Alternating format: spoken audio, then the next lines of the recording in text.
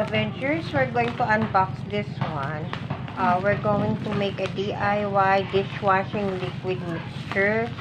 Actually, na-order naman po ito ng isang set na. So, ito po ay for personal use and binibenta din po namin.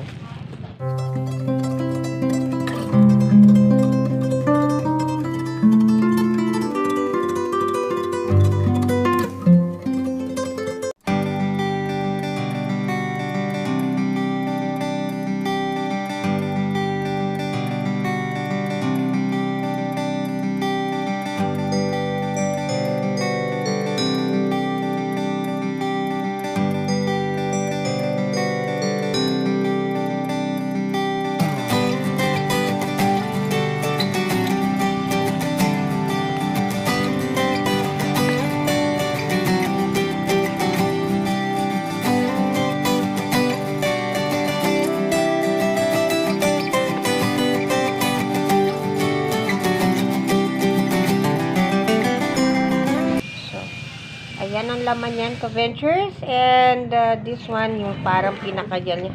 Imimix lang to sa water.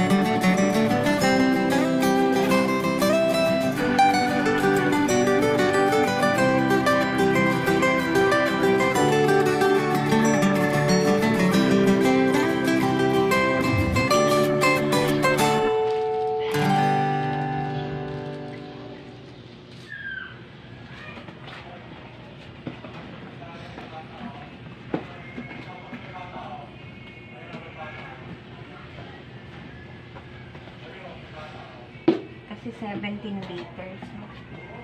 So, imimix lang to ng imimix hanggang parang lumapot siya, guys.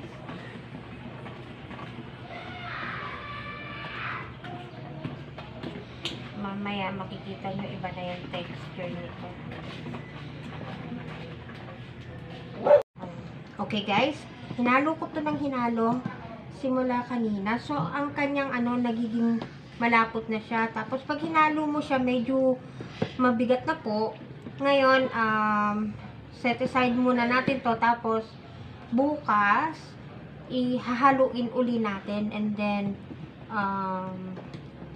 makikita na po natin yung texture na pwede na po siyang gamitin. So, magdamag, iwanan po natin ito uli.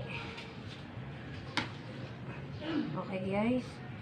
So, makikita natin yung result. Ayan, no, medyo, na po siya, sticky na po.